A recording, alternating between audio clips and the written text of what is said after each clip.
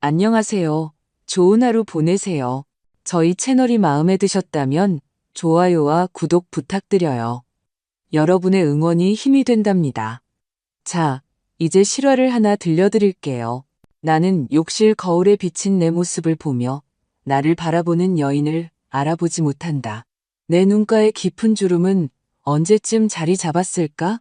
한때 밤색이었던 내 머리카락은 언제쯤 완전히 백발이 되었을까? 68살.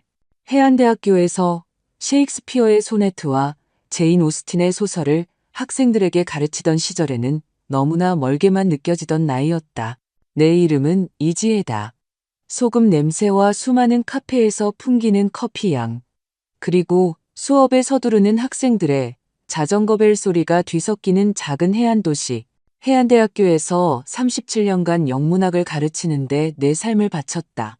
이제 은퇴한 지 5년, 그 모든 소리들은 아득한 추억이 되었다. 아침 일과를 마치고 작지만 아늑한 우리 집 1층으로 내려간다. 이곳의 모든 물건은 이야기를 품고 있다. 남편 김정우와 평생을 함께 모았던 책들, 첫 데이트 때 갔던 극장의 포스터, 아들 박민준의 성장기 사진들. 남편 김정우는 민준이 14살 때 심장마비로 세상을 떠났다. 어제 일처럼 생생하다. 병원에서의 전화, 멍한 느낌. 아들에게 아버지가 다시는 돌아오지 않을 것이라고 설명하려 할 때 아들의 눈에 비치던 혼란. 장례식 후 나는 민준에게 남편과 내가 계획했던 최고의 교육과 삶의 모든 기회를 주기 위해 할 수 있는 모든 것을 하겠다고 다짐했다. 나는 야근을 하고 추가 수업과 연구 프로젝트를 맡고 아껴 쓰고 절약해서 명문학교 그리고 대학교 학비를 댔다. 민주는 똑똑한 아이였다. 남편의 분석적인 사고와 나의 꼼꼼함을 물려받았다. 경영대학원, 금융학 석사, 그리고 대형 투자회사, 취업. 그의 모든 성과가 자랑스러웠다. 그러다 최서연이 나타났다. 전화벨이 울려 내 생각을 방해한다. 화면을 보자 옴찔한다. 호랑이도 제 말하면 온다더니 아니 그 며느리 서연인가. 안녕하세요. 이지의 아주머니. 그녀의 목소리는 꿀처럼 달콤했지만 나는 그 인위적인 음색을 알아차린 지 오래다. 오늘 기분은 어떠세요? 좋아요, 최서연 씨. 나는 아무런 감정 없이 대답했다. 다행이네요. 민준 씨가 아주머니께서 사촌 변호사로부터 모든 서류를 받으셨는지 알아봐 달라고 부탁했어요. 저희는 아주머니가 유산을 사기당할까봐 걱정돼서요. 요즘 사기꾼들이 얼마나 많은데요. 특히 어르신들을 노리는 경우가 많잖아요. 그래, 또 시작이군. 사촌 이미영의 장례를 치른 지 겨우 3일인데 벌써 유산에 관심이 있다니? 이미영은 특정 예술계에서 명성 있는 화가였다. 생전에는 딱히 가깝지는 않았다. 그녀는 우리의 조용한 해안 도시보다 파리와 뉴욕을 더 선호했다. 하지만 우리는 서로를 존중했고 나를 포함한 모두의 예상을 깨고 그녀는 내게 상당한 양의 작품뿐 아니라 상당한 금액의 유산을 남겼다. 괜찮아요, 최서연 씨. 박 변호사는 아주 유능해요. 나는 짜증을 숨기려 애쓰며 대답했다. 이미 서류를 다 받았고 모든 자금은 제 계좌로 이체되었어요. 잠시 침묵. 나는 그녀가 다음 수를 고려하며 입술을 오므리는 모습을 거의 상상할 수 있었다. 다행이네요. 민준 씨가 정말 기뻐할 거예요. 아, 참, 민준 씨가 아주머니 돈을 투자하는 것에 대해 이야기하고 싶어 했어요. 아주머니 돈이 그냥 계좌에 앉아 있는 대신 아주 좋은 수익을 낼 수 있는 유망한 프로젝트가 몇 개 있대요. 내 돈이라니. 유산도 아니고 자금도 아닌 내 돈. 마치 그 돈의 유일한 가치가 내 아들을 위해 일하는 데 있는 것처럼. 걱정해줘서 고맙지만 이미 이 돈으로 할 계획이 있어요. 나는 단호하게 말했다. 정말요? 그녀의 목소리에 차가운 기색이 스며들었다. 뭔데요? 실례가 안 된다면 여쭤봐도 될까요? 나는 깊이 숨을 들이쉬었다.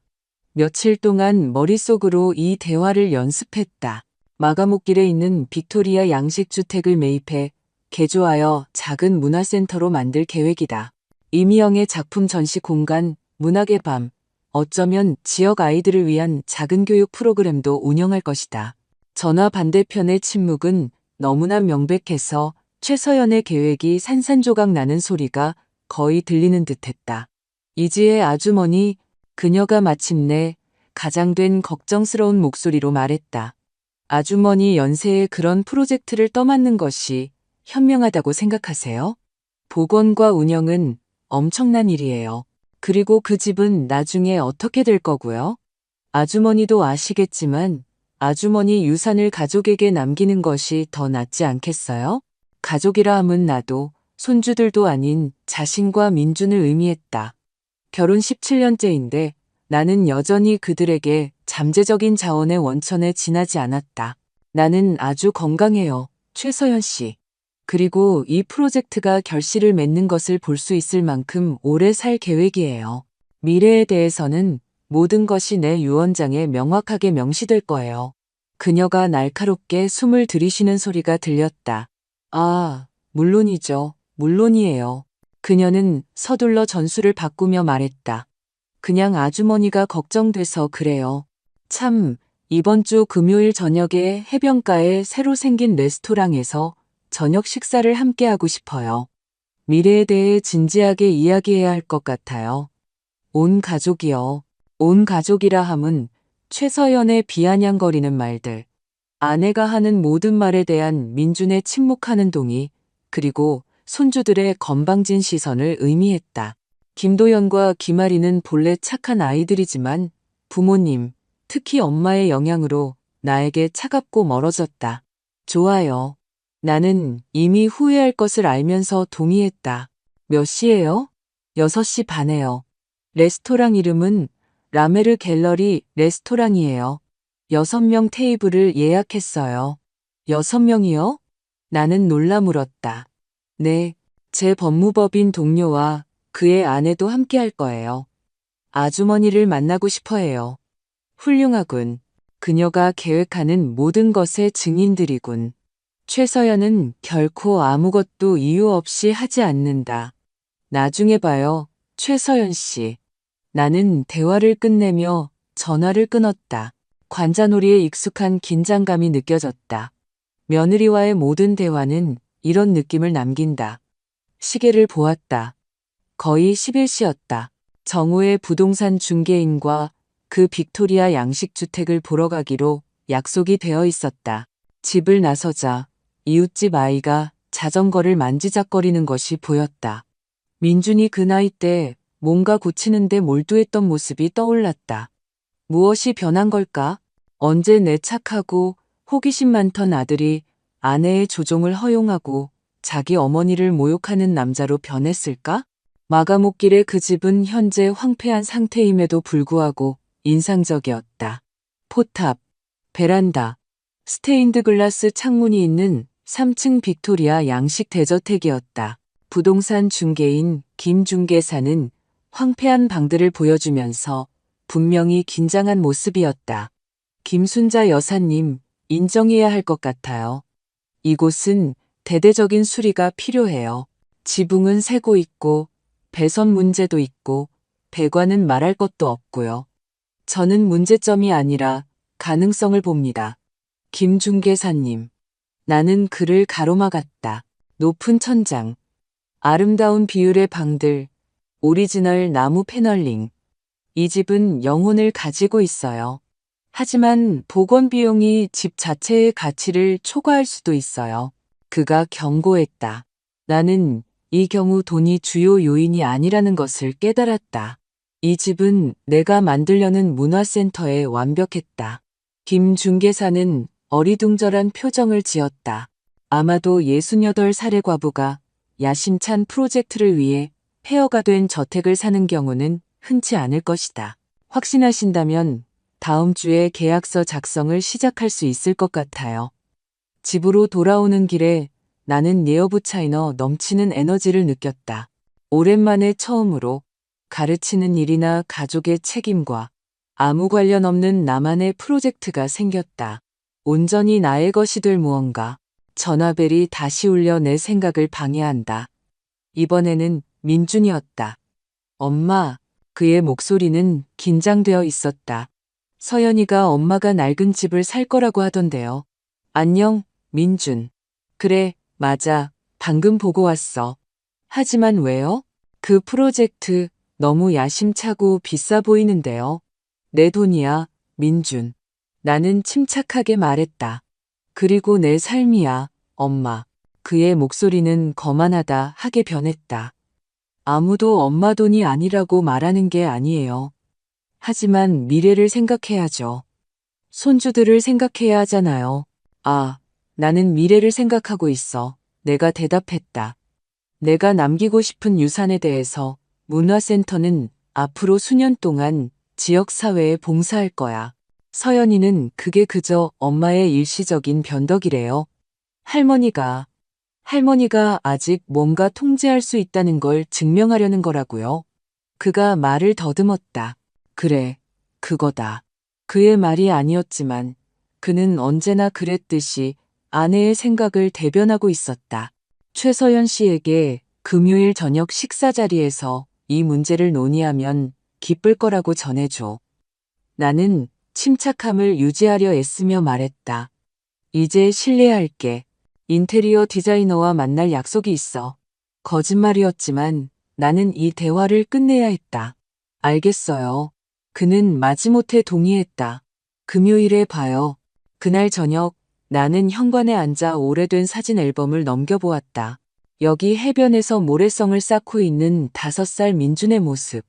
여기 과학 경시대회에서 상을 받는 12살 민준의 모습. 여기 그의 대학 졸업식 사진. 나는 그 옆에 서서 너무나 자랑스러웠다. 그리고 여기 결혼 사진. 우아한 드레스를 입은 최서연. 빛나고 자신감 넘치는 모습. 그때도 그녀의 눈에서는 내가 무시하기로 선택했던 차가운 계산이 보였다. 초인종 소리에 내 생각이 끊겼다. 놀랍게도 손주들이 문 앞에 서 있었다. 16살 김도연과 12살 김아린, 할머니. 김도연은 무뚝뚝하게 고개를 끄덕였다. 그는 나이보다 키가 크고 남편의 진지한 눈을 닮았다. 엄마가 저녁 식사 초대장을 드리라고 했어요. 드레스 코드가 있는 레스토랑이라는 말은 깜빡했대요. 아, 그거군. 내 평소 옷이 그들의 모임에 충분히 품위 있지 않을 것이라는 미묘한 암시. 고마워, 도연아. 나는 미소 지었다. 잠깐 들어올래? 김아린이 오빠와 눈빛을 교환했다. 그녀는 최서연의 검은 머리지만 나의 초록색 눈을 닮았다. 시간이 별로 없어요. 그녀는 분명히 엄마에게서 배운 듯한 어조로 말했다. 운전기사 아저씨가 기다려요. 물론이지. 나는 실망감을 숨기려 했으며 고개를 끄덕였다. 금요일에 보자. 아, 참. 김도연이 이미 차에 거의 다 간 채 덧붙였다. 엄마가 할머니가 무슨 유산을 받아서 낡은 집에 돈을 쓰려고 한다던데 사실이에요? 응. 나는 반응을 살피며 대답했다. 문화센터를 만들려고 해. 지루할 것 같아요. 아린이가 어깨를 으쓱했다. 거기에 뭐가 있을 건데요? 도연이가 의외로 물었다.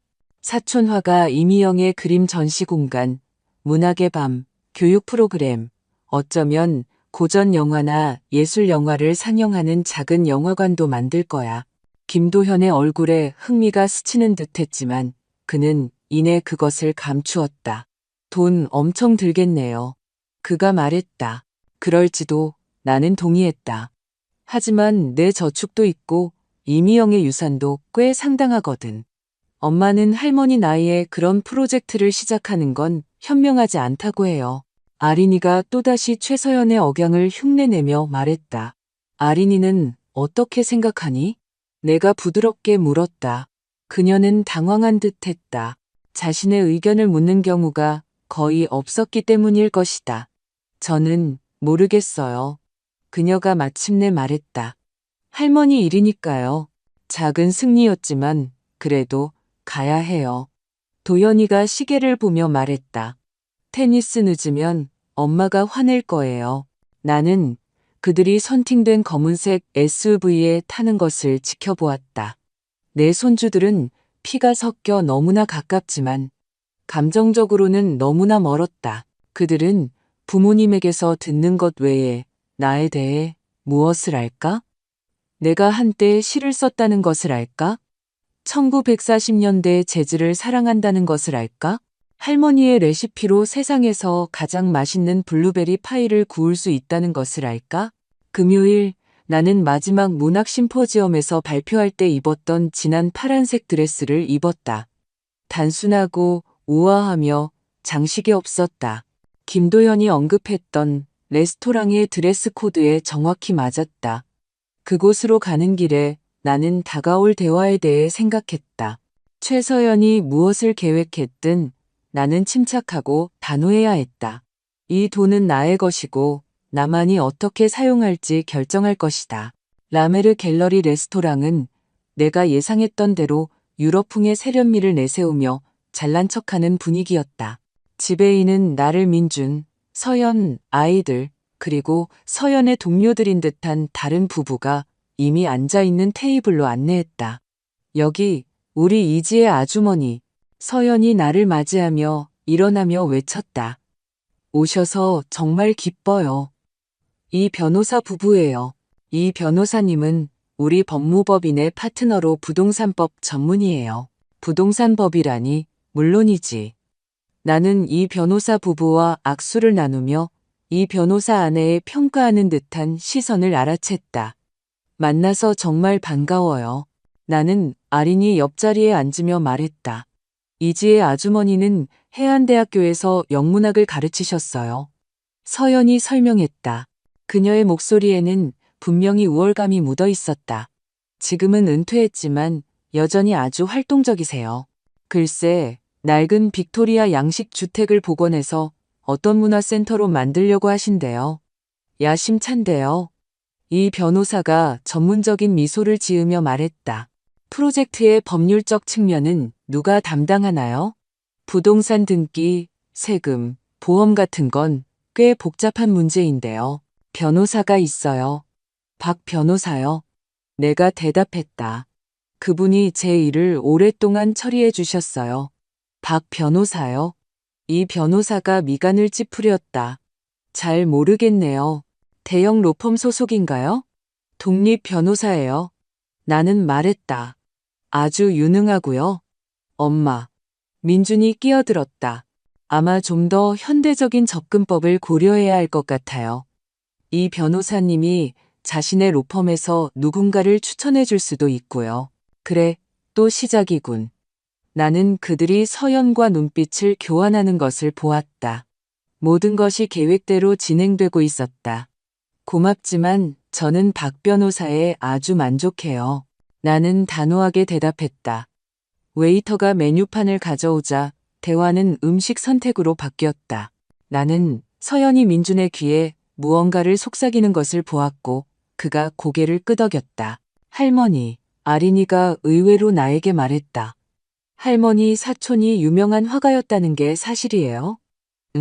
얘야. 나는 그녀의 관심에 놀라 미소 지었다. 이미영은 뉴욕, 파리, 런던의 갤러리에서 전시했어. 아주 독특한 스타일이었지. 추상화와 상징주의의 혼합이었어. 그래서 할머니한테 모든 그림을 남겼어요? 아린이가 계속 물었다. 대부분의 컬렉션을, 그래서 내가 갤러리를 시작해서 사람들이 그녀의 작품을 볼 수 있게 하고 싶어. 돈 낭비 같아요. 서연이 끼어들었다. 그 그림들은 팔 수도 있잖아요. 할머니 사촌의 작품이 지금 미술시장에서 아주 값비싸다고 읽었어요. 그래서 팔지 않을 거야. 내가 반박했다. 그 가치는 시간이 지날수록 더 오를 테니까. 하지만 미래를 생각하지 않으시는군요. 민준이 말했다. 아이들에게 뭔가 남기는 것에 대해 나는 문화유산을 생각하고 있어. 나는 침착하게 대답했다. 그리고 이미영의 기억을 기리며 의미 있는 것을 만드는 것에 대해 서연은 다시 남편 쪽으로 몸을 기울여 그의 귀에 무언가를 속삭였다. 그는 열심히 들었고 나는 그의 표정이 의구심에서 결연함으로 바뀌는 것을 보았다. 엄마. 그가 자세를 바로잡으며 말했다. 저희는 미래에 대해 진지하게 이야기하려고 왔어요. 엄마의 미래요. 골든 하버 요양원으로 이사하는 것을 고려해 보시는 게 좋을 것 같아요. 의료 서비스와 여가 프로그램이 있는 아주 명망 높은 곳이에요. 서연이와 저는 이미 시설과 이야기했고 엄마를 모실 준비가 되어 있어요. 나는 귀를 믿을 수 없었다. 요양원? 나를? 민준이? 나는 완전히 독립적이고 정신도 멀쩡한데 요양원이 왜 필요하다는 말인가? 엄마를 위해서예요. 서연이 끼어들었다. 저희가 걱정돼서요. 혼자 사시잖아요. 돌봐주는 사람도 없이. 그리고 이 집 프로젝트도 엄마 나이에는 너무 복잡해요.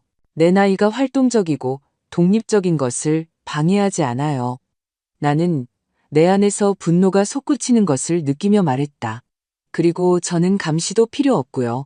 하지만 유사는 민준이 말을 시작했다. 여기서 본론이 나오는군요.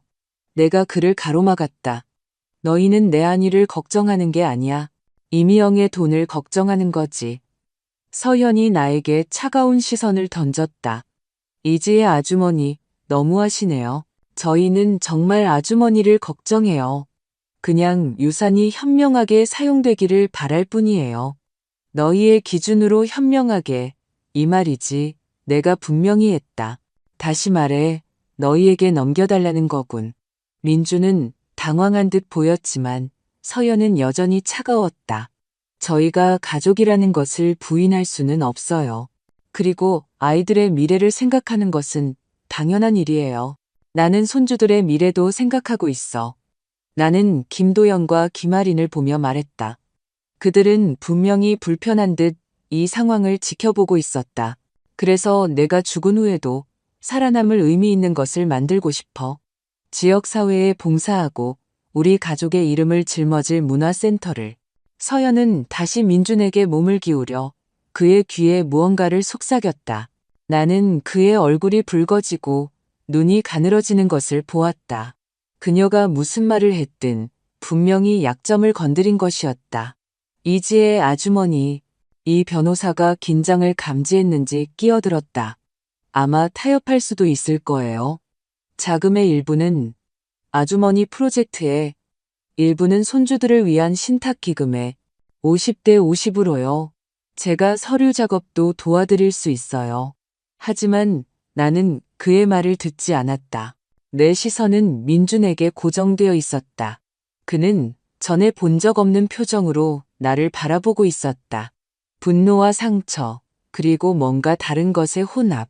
위험한 무언가. 엄마, 그의 목소리가 억눌린 감정으로 떨렸다. 엄마는 항상 이래요. 항상 자기가 최고라고 생각하죠. 우리가 충분히 똑똑하지 못하거나 책임감이 없다고요. 하지만 엄마도 우리보다 나을 거 없어요.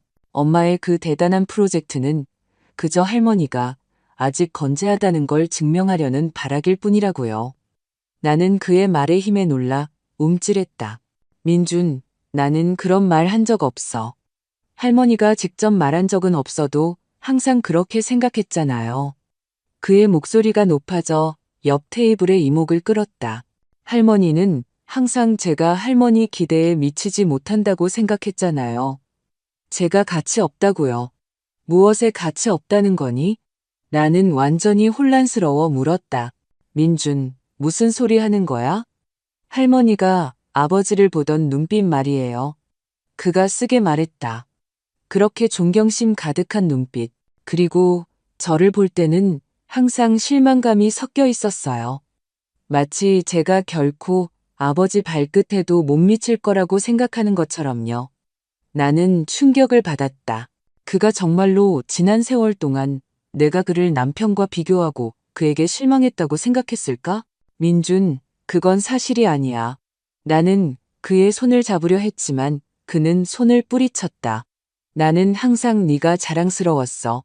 거짓말 마세요. 그가 으르렁거렸다. 지금도 거짓말하고 있잖아요. 할머니는 저에게 제가 된 모습에, 제 가족에, 제 아이들에게 실망했잖아요. 이미영의 유산을 제가 물려받을 가치도 없다고 생각하는 거잖아요. 나는 그런 말 한 적 없어. 눈에 눈물이 고이는 것을 느끼며 내가 항변했다. 민준, 제발 침착하게 이야기하자. 여기서는 안 돼. 그럼 어디서요? 그가 웃었다. 하지만 행복한 웃음이 아니었다. 할머니의 소중한 문화센터에서요? 아니면 할머니가 저보다 더 사랑하는 아버지의 무덤에서요? 민준의 말에 나는 충격을 받았다. 어떻게 그런 말을 할 수 있을까? 최서연은 간신히 숨긴 만족감을 드러내며 우리를 지켜보았다. 이 변호사 부부는 당황한 듯 보였지만 개입하려 들지 않았다. 아이들은 휴대전화를 든 채 얼어붙었고 눈은 충격으로 커져 있었다. 저는 진실을 말하고 있는 거예요. 민준이 평소보다 큰 목소리로 계속 말했다. 엄마는 항상 차갑고 통제적인 여자였어요. 항상 자기가 더 잘한다고 생각했죠. 항상 옳았고요. 그리고 이제 엄마는 우리 가족의 것이 되어야 할 돈을 어떤 의미 없는 프로젝트에 쓰려고 해요. 그저 엄마가 아직 건재하다는 걸, 아직 통제하고 있다는 걸 증명하려고 말이죠. 나는 아들을 보았다. 그를 거의 알아보지 못했다. 내 착하고 섬세한 아들은 어디로 간 것일까? 어떻게 저렇게 환하고 원한에 찬 남자로 변한 것일까? 사랑한다, 민준. 나는 조용히 말했다. 항상 사랑했고 앞으로도 그럴 거야. 하지만 너는 나에게 그런 식으로 말할 수 없어. 그리고 너나 최서연이 내가 내 돈을 어떻게 써야 할지 말하게 두지 않을 거야. 최서연은 다시 민준에게 몸을 기울여 그의 귀에 무언가를 속삭였다. 나는 그의 얼굴이 어두워지고 눈이 가늘어지는 것을 보았다. 그녀가 무슨 말을 했든 그 말은 마지막 지푸라기 같았다. 엄마, 그가 격분으로 떨리는 목소리로 말을 시작했다. 엄마는 정말, 그러더니 내가 반응할 틈도 없이 일이 벌어졌다. 민주는 자리에서 일어나 손을 쳐들었고 나는 얼굴에 날카로운 타격을 느꼈다. 광대뼈가 타는 듯 아팠고 눈앞에서 별이 번쩍였다. 나는 균형을 잃고 의자에서 레스토랑의 딱딱한 바닥으로 고꾸라졌다. 세상이 잠시 멈췄. 나는 통증과 충격에 멍한 채 바닥에 누워 있었다. 우리 주변에 순간적인 침묵이 내려앉았고 이내 폭발적인 목소리들이 터져나왔다. 누군가 비명을 지르고 있었다. 누군가 지배인을 부르고 있었다. 나는 아린이의 겁에 질린 비명을 희미하게 들었다. 천천히 고개를 들자 서연의 얼굴이 보였다. 그녀는 충격받은 표정이 아니었다. 오히려 그녀의 눈에는 차가운 만족감이 보였고 이내 다른 손님들의 시선을 의식한 듯 연극적인 걱정으로 바뀌었다. 민주는 얼어붙은 채 서 있었다. 손은 여전히 들려 있었다. 그의 얼굴에는 충격, 공포, 그리고 방금 자신이 한 일에 대한 깨달음이 뒤섞여 있었다. 할머니, 아린이가 겁에 질린 얼굴로 나에게 달려왔다. 엄마, 민준이 이제야 무슨 일이 일어났는지 깨달은 듯 속삭였다. 고의는 아니었어요. 제가 왜 그랬는지 모르겠어요. 나는 아들을 보았다. 나의 모든 것을 바친 남자, 내 젊음, 내 꿈, 내 사랑을. 그리고 그 순간 내 안에 무언가가 죽었다. 택시는 우리 집 앞에서 멈췄다. 나는 뒷좌석에 움직이지 않고 앉아 있었다. 몸을 움직일 수 없었다. 운전기사가 헛기침을 했다. 도착했습니다, 아주머니. 그의 목소리에 나는 멍한 상태에서 벗어났다. 나는 기계적으로 지갑을 꺼내 돈을 지불하고 차에서 내렸다. 현관문을 열려고 하자 떨리는 손가락 사이로 열쇠가 미끄러졌다. 마침내 자물쇠를 열고 어두운 현관으로 들어섰다. 불을 켜지 않고 거실로 걸어 들어가 안락의자에 몸을 기댔다. 집안의 침묵은 나를 짓눌렀고 방금 일어난 일이 비현실적으로 느껴졌다.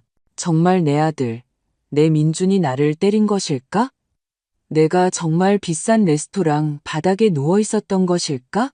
사람들이 나를 연민과 당혹감으로 바라보는 동안 내 손이 얼굴로 향했다. 광대뼈는 아주 작은 접촉에도 통증으로 욱신거렸다. 내일이면 멍이 들고 혹이 생길지도 모른다. 이것을 이웃들에게, 아는 사람들에게 어떻게 설명해야 할까? 누가 물으면 뭐라고 말해야 할까? 피로감이 몰려왔고 나는 눈을 감았다. 어둠 속에서 내면의 눈앞에 이미지들이 떠다녔다. 분노로 일그러진 민준의 얼굴, 최서연의 차가운 눈, 손주들의 겁에 질린 시선, 그리고 그 뒤 어딘가에 나에게 결코 손찌검하지 않고 항상 사랑과 존경으로 대해주었던 남편 김정우의 유령 같은 미소. 김정우, 우리는 대학교 문학의 밤에서 만났다. 그는 건축학을 공부했고 나는 영문학을 공부했다. 우리는 예이츠의 시에 대한 사랑으로 하나가 되었다. 대학교 공원을 거닐며 재림의 의미에 대해 논쟁하던 기억이 난다. 그는 열정적으로 시구를 암송하며 지나가는 사람들의 시선을 끌 만큼 격정적으로 손짓했다. 그리고 나는 그를 바라보며 이 열정적이고 진실한 남자와 사랑에 빠지고 있다는 것을 알았다. 우리의 결혼식은 소박했다. 도시 외곽의 작은 교회에서 20명의 손님만 참석했다. 남편은 우리가 직접 쓴 서약을 교환해야 한다고 주장했다. 그의 말이 아직도 내 귀에 맴돈다. 이지혜, 당신은 나의 든든한 버팀목이자 영감입니다. 나는 당신의 독립성을 존중하고 당신의 열망을 지지하며 기쁠 때나 슬플 때나 죽음이 우리를 갈라놓을 때까지 당신을 사랑할 것을 약속합니다. 우리는 돈이 부족할 때도 청구서를 내기 위해 야근해야 할 때도 행복했다. 매주 일요일 우리는 문화의 날을 가졌다. 우리는 박물관, 전시회, 극장에 갔다. 남편은 영혼을 채우는 것이 육체를 채우는 것만큼 중요하다고 말했다. 민준이 태어났을 때 우리의 삶은 변했지만 결코 덜 충만해지지는 않았다. 우리는 민준을 어디든 데리고 다녔다. 미술관, 건축 전시회, 공원, 도서관. 남편은 그를 위해 나무 장난감을 만들었고 나는 캐릭터마다 다른 목소리를 내며 그에게 책을 읽어주었다. 민주는 호기심 많고 섬세하며 생생한 상상력과 따뜻한 마음을 가진 아이로 자랐다. 그러다 운명의 그날이 왔다. 남편은 이웃 도시에 있는 학회에 참석하러 떠났다. 병원에서의 전화는 마른 하늘의 날벼락 같았다. 심각한 심장마비, 의사들은 최선을 다했지만 너무 늦었다. 민주는 14살이었. 그는 관 옆에 서 있었다. 키 크고 마른 몸에 얼굴은 얼어붙어 있었다. 장례식에서는 울지도 않았고 어떤 슬픔도 드러내지 않았다. 저녁이 되어서야 그의 방에서 흐느끼는 소리가 희미하게 들렸다. 들어가 위로해주고 싶었지만 문은 잠겨 있었다. 다음 날 아침 그는 아무 일도 없었던 것처럼 행동했다. 학교 갈 준비를 하고 아침을 먹고 자신의 감정에 대해 한마디도 하지 않고 떠났다. 그날 이후로 우리 관계는 뭔가 변했다. 마치 우리 사이에 보이지 않는 벽이 생긴 것 같았다. 나는 그 벽을 허물려고 노력했다. 대화를 제안하고 문화의 날에 초대했지만 민주는 점점 거절하며 친구들과 시간을 보내는 것을 선호했다. 나는 내일에 몰두했다. 나는 학과장으로 승진했고 여러 편의 학술 논문을 발표했으며 빅토리아 시대 문학이 현대 산문에 미친 영향에 대한 단행본 작업을 시작했다. 그 모든 시간 동안 나는 민준의 교육을 위해 돈을 모았다. 남편과 내가 그에게 계획했던 모든 기회를 주기로 결심했었다. 그는 명문대에 입학했고 경제학 학위를 받았으며 금융회사에 좋은 직장을 얻었다. 나는 그가 자랑스러웠다. 비록 해가 갈수록 그가 남편과 내가 키운 섬세하고 호기심 많은 소년과는 점점 더 달라진다는 것을 알아챘지만 그는 더 실용적이고 물질적인 성공에 더 집중했으며 예술과 문학에는 덜 흥미를 보였다. 그러다 그는 최서연을 만났다. 그녀는 그가 다니던 회사를 담당하는 법무법인의 비서였다. 야심차고 자신감 넘치며 완벽한 취향과 차가운 아름다움을 지니고 있었다. 민준이 그녀를 나에게 데려와 소개했을 때 나는 이상한 불안감을 느꼈다. 그녀의 미소에서, 그녀의 시선에서 뭔가 계산적인 것이 있었다. 하지만 민주는 그녀를 그렇게 흠모하는 눈으로 바라보았고 나는 내 의구심을 억눌렀다. 그들의 결혼식은 호화로웠다. 200명이 넘는 손님, 비싼 레스토랑, 정교한 메뉴. 나는 이 과시적인 럭셔리 분위기 속에서 이질감을 느꼈다.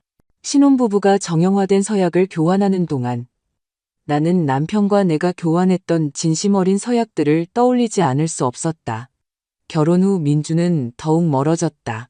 우리의 만남은 명절에 하는 형식적인 저녁 식사로 변했고 그 자리에서는 서연이 대화를 지배했으며 민주는 그녀의 모든 말에 침묵으로 동의했다. 나는 그녀가 민준을 예전 친구들로부터, 취미로부터, 성공적인 삶이라는 자신의 생각에 맞지 않는 모든 것으로부터 점진적으로 고립시키는 것을 보았다. 손주들이 태어났을 때, 먼저 도연이, 그 다음 아린이가 태어났을 때 나는 우리가 더 가까워질 것이라고 희망했다. 아이들을 돕겠다고 제안했고 그들과 시간을 보내며 내가 한때 민준에게 전해주었던 것을 그들에게 전해주고 싶었다. 하지만 서연은 항상 우리의 접촉을 제한할 이유를 찾았다. 아이들이 활동이 많아요. 시험 공부해야 해요. 저희는 다른 계획이 있어요. 나는 그들의 교육비를 대기 위해 신탁 기금을 마련했다. 그것이 그들의 미래를 확보하기 위해 내가 할 수 있는 유일한 일이었다.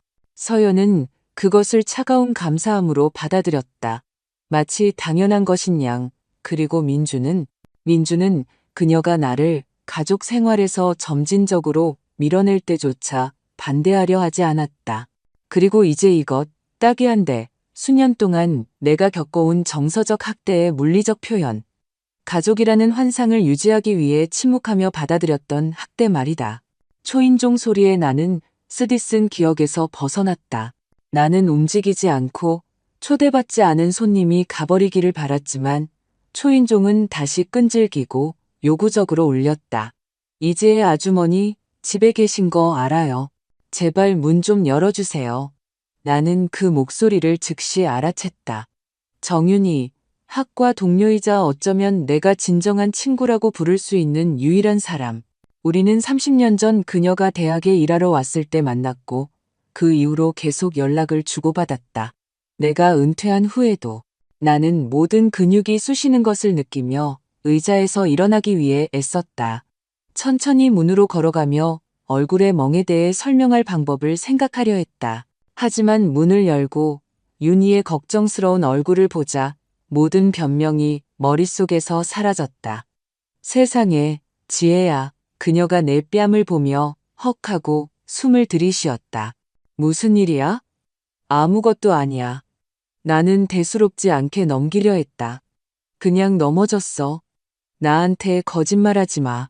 그녀는 초대받기를 기다리지 않고 집으로 들어오며 단호하게 말했다. 내가 너를 30년 동안 알았어.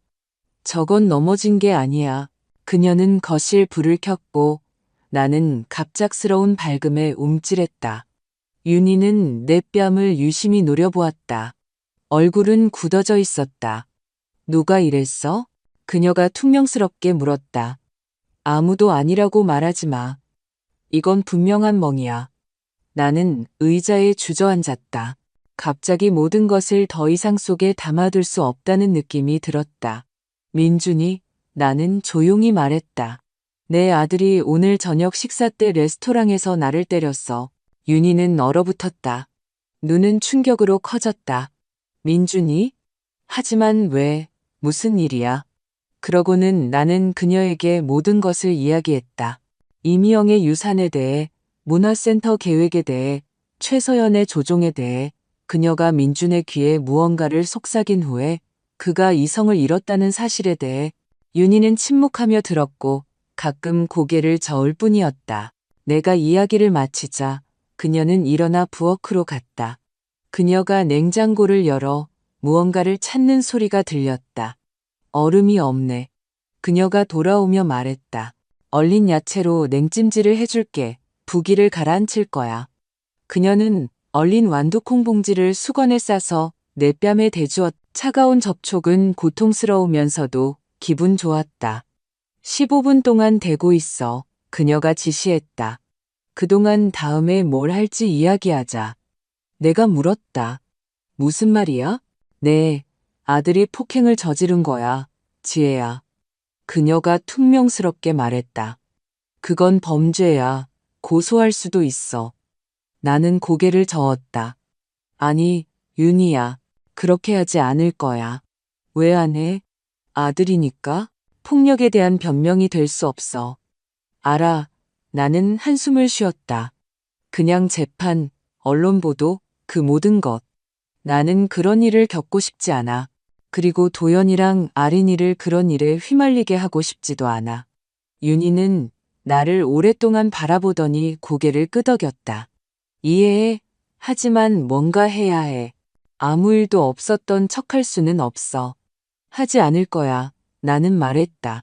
그리고 내 목소리에는 나 자신도 놀랄 만큼의 결연함이 담겨 있었다. 나는 민준이와 최서연과의 관계를 완전히 끊을 거야.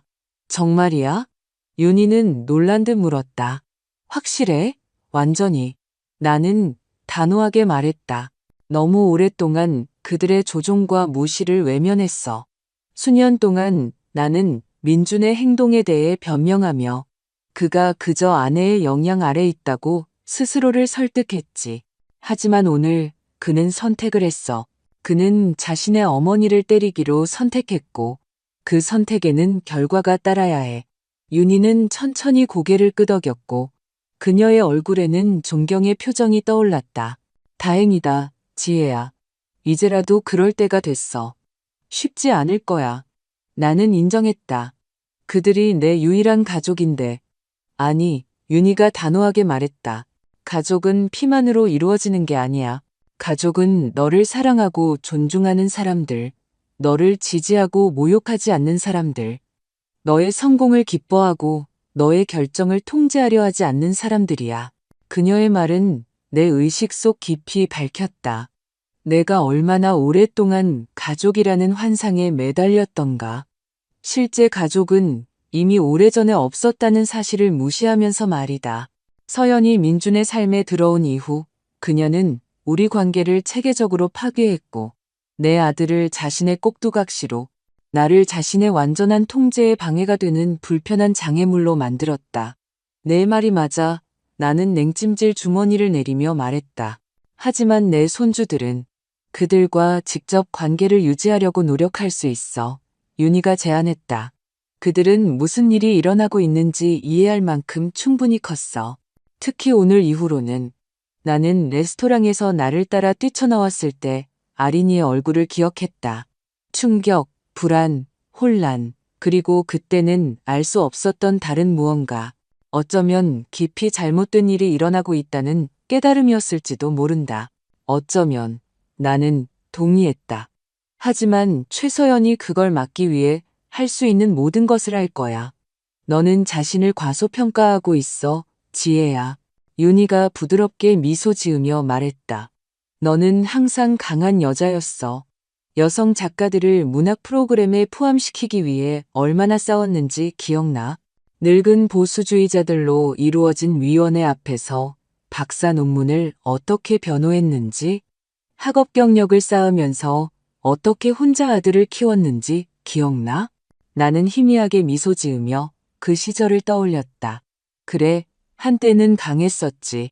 그 힘은 아직 너 안에 있어. 윤희가 내 마음을 읽은 듯 계속 말했다. 너는 단지 최서현과 민준이 너를 약하고 의존적이며 그들의 지도와 통제가 필요하다고 믿게 했을 뿐이야. 내 말이 맞을 거야. 나는 한숨을 쉬었다. 아들과의 관계를 잃을까봐 너무 두려워서 무엇이든 참으려 했어.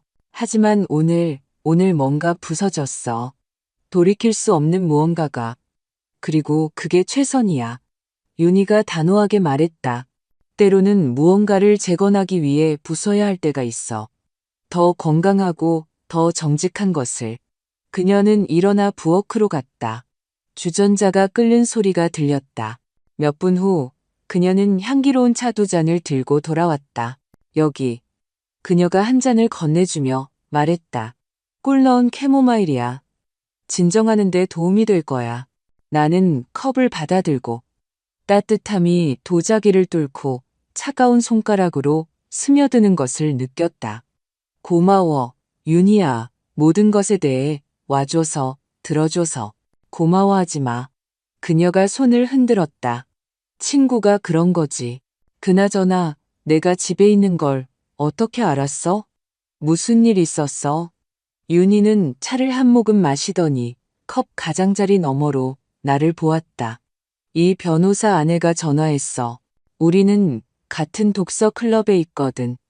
그녀는 일어난 일에 대해 아주 속상해했어. 민준이가 너를 때렸고 네가 레스토랑을 혼자 떠났다고 하더라.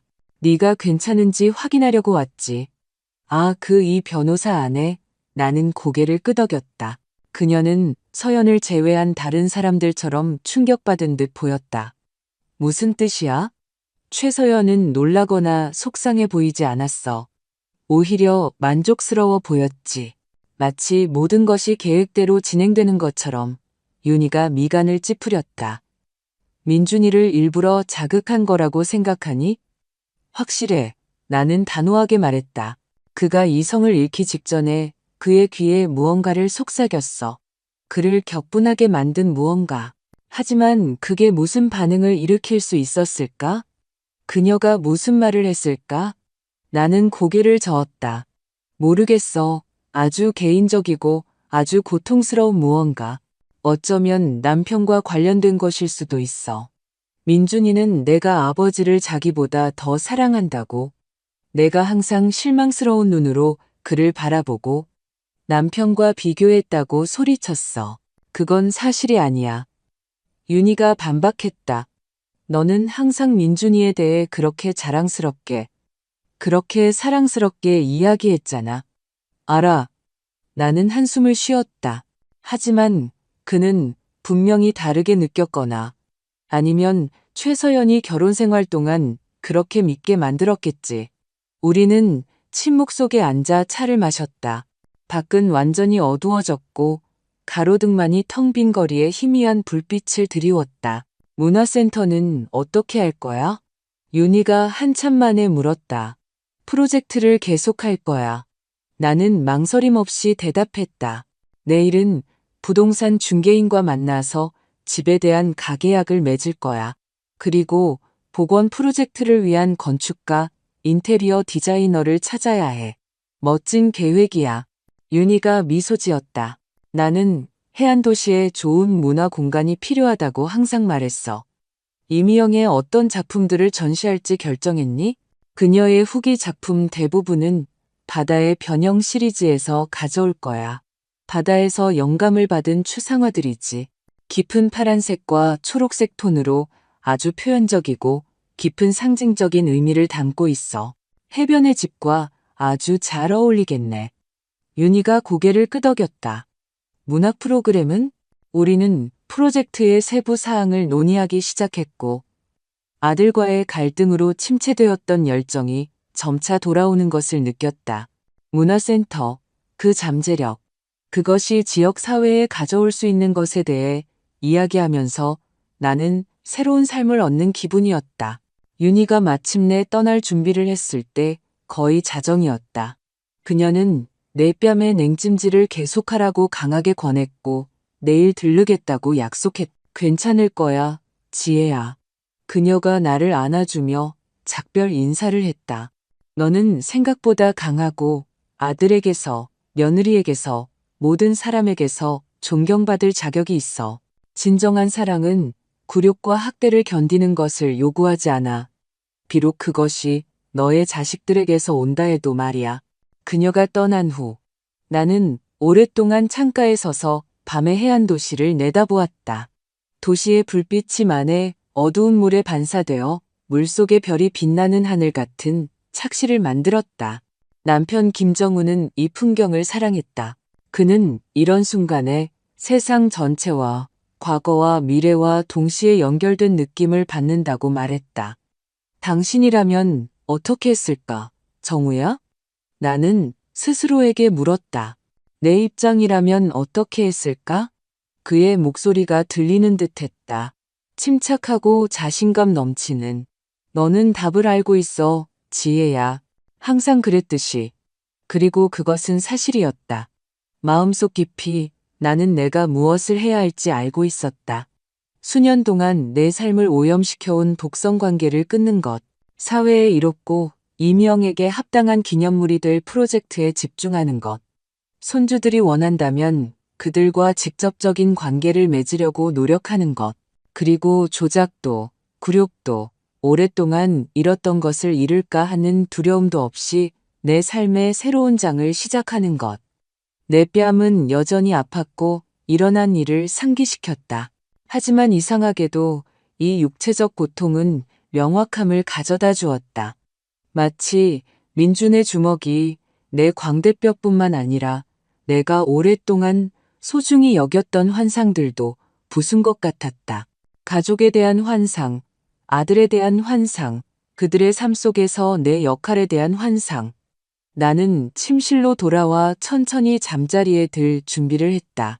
내일은 새로운 날이 될 것이다. 새로운 목표, 나 자신과 내 관계에 대한 새로운 이해로 새로운 삶을 시작할 날. 그리고 오랜만에 처음으로 나는 미래에 대한 두려움이 아니라 이상하고 예상치 못한 안도감을 느꼈다. 마치 수년 동안 짊어지고 있던 무거운 짐이 마침내 어깨에서 떨어져 나가 내가 허리를 펴고 깊이 숨을 들이쉴 수 있게 된 것 같았다. 아침 햇살이 주방을 비출 때 나는 차를 만든다. 끔찍했던 그날 밤 레스토랑 사건 이후 일주일이 지났다. 내 뺨의 멍은 누르스름하게 변했지만 여전히 눈에 띄었다. 나는 파운데이션으로 그것을 가리는 것을 멈췄다. 사람들이 보게 놔두자. 질문하게 놔두자.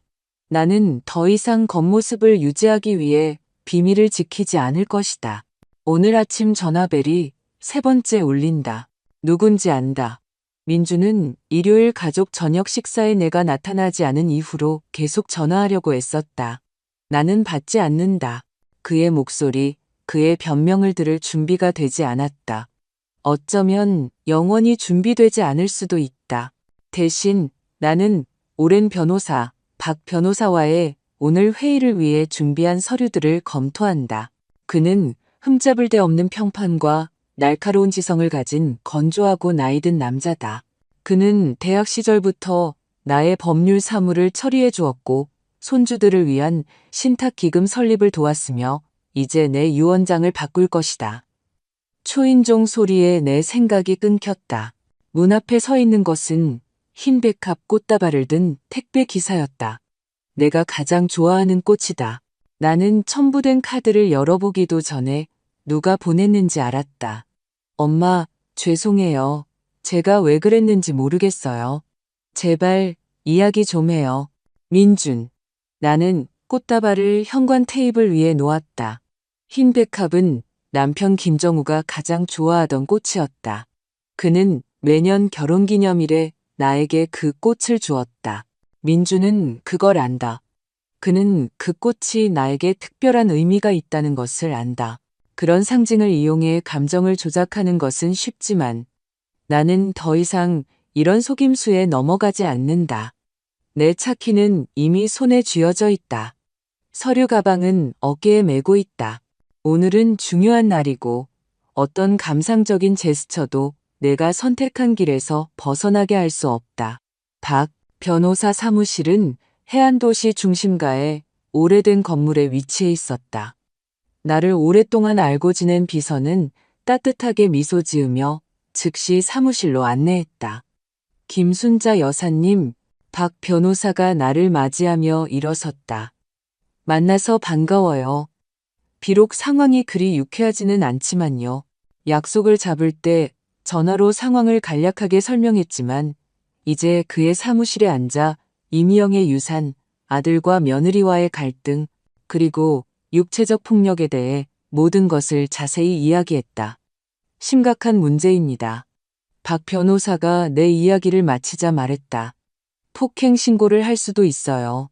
아니요. 나는 고개를 저었다. 법정 소송은 원치 않아요.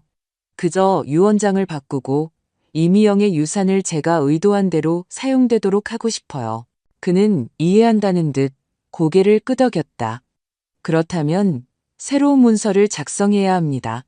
현재 유언장은 제가 기억하기로는 손주들을 위한 신탁기금을 설립한다는 조건으로 모든 것을 따님에게 남기는 것으로 되어 있습니다. 네, 내가 확인했다. 이제는 제가 만들고 있는 문화센터가 주요 수혜자가 되기를 원해요. 집, 미술 컬렉션, 도서관, 모든 것이 센터를 관리할 재단으로 가야 합니다. 박 변호사는 수첩에 메모를 했다. 개인 소지품이나 저축은요? 나는 잠시 멈칫했다. 센터와 관련 없는 개인 소지품은 손주들이 성인이 되었을 때 분배될 수 있어요. 저축에 대해서는 나는 말을 멈췄다. 절반은 센터 활동을 지원하는 재단으로 가야 해요. 4분의 1은 손주들이 대학 졸업 후 학업을 계속하기를 원할 경우 추가 장학금으로, 그리고 4분의 1은 친한 친구 정윤이에게요. 아드님에게는 직접적인 상속권이 없나요? 없어요. 나는 단호하게 대답했다. 민주는 이미 저에게서 충분히 받았어요. 교육, 지원, 기회, 이제 그는 스스로 해결해야 해요. 박 변호사는 안경 너머로 나를 유심히 바라보았다. 그가 유언의 이의를 제기할 수 있다는 것을 아시죠? 유일한 직계 상속인으로서 그에게는 그럴 권리가 있습니다. 알아요. 나는 고개를 끄덕였다. 하지만 그럴 근거가 없을 거예요. 저는 제정신이고 정보에 입각한 결정을 내릴 수 있어요. 게다가 레스토랑에서 일어난 일에 대한 증인도 있고요. 법정으로 가면 그에게 유리하지 않을 거예요. 맞습니다. 박 변호사가 동의했다. 서류는 이번 주 말까지 준비해 드릴게요. 수혜자가 아닌 2명의 증인 앞에서 서명해야 합니다. 정윤이와 제 예전 동료 중 1명에게 부탁할 거예요. 나는 한마디 덧붙였다. 그리고 건강상의 이유로 본인의 의사를 직접 표현할 수 없을 경우를 대비해 의료 대리인 지정도 고려해야 합니다. 현명한 제안이었지만 그것은 나를 늙어감의 필연성에 대해 생각하게 했다. 남편에게 지명했을 텐데 이제는 정윤이에게요. 나는 단호하게 말했다. 그녀는 저를 누구보다 잘 알고 저는 그녀의 판단을 믿어요. 박 변호사는 고개를 끄덕이며 메모를 했다. 집 구매는 어떻게 할까요? 서두르고 싶다고 하셨죠? 네, 내가 확인했다. 부동산 중개인 김 중개사가 가격 협상을 하지 않으면 소유주가 빨리 진행할 의향이 있다고 했어요. 제가 그와 연락해서 서류 작업을 서두를 수 있어요. 박 변호사가 제안했다. 또한 건물의 연식과 상태를 고려하여 철저한 기술 검사를 추천합니다. 이미 마련했어요. 나는 미소 지었다. 전문가들이 월요일에 집을 점검할 거예요. 훌륭합니다. 박 변호사가 미소로 답했다. 이렇게 철저한 접근 방식을 보니 좋네요. 2시간 후 그의 사무실을 나설 때 나는 더 가벼운 기분이었다. 구체적인 단계와 법적 절차는 내 결정의 무게와 최종성을 부여했고 그것은 이상하게도 나에게 위안이 되었다. 차 안에서 휴대전화를 확인했. 민준에게서 5통의 부재중 전화, 서연에게서 2개의 메시지, 그리고 아린이에게서 1통의 메시지. 나는 마지막 것만 열었다. 할머니, 괜찮으세요? 걱정돼요. 답장해 주세요. 그녀의 걱정은 나를 감동시켰다. 나는 재빨리 답장을 입력했다. 괜찮아. 아리나, 좀 바빠서. 나중에 이야기하자. 서연의 메시지는 읽지 않았다. 가식적인 걱정과 은밀한 위협이 뒤섞여 있을 것을 알았기 때문이다. 대신 나는 오늘 일정의 다음 목적지로 운전했다. 은행, 기존 계좌와 분리된 새로운 계좌를 개설했다. 이미영의 유산과 내 저축 일부를 그 계좌로 이체했다. 은행 지점장은 전문적인 미소를 띤 젊은 여성이었다. 불필요한 질문은 하지 않았지만 여전히 눈에 띄는 내 광대뼈에 그녀의 시선이 머무는 것을 알아챘다. 은행을 나서자 배가 고파 해변가의 작은 카페에서 점심을 먹기로 했다.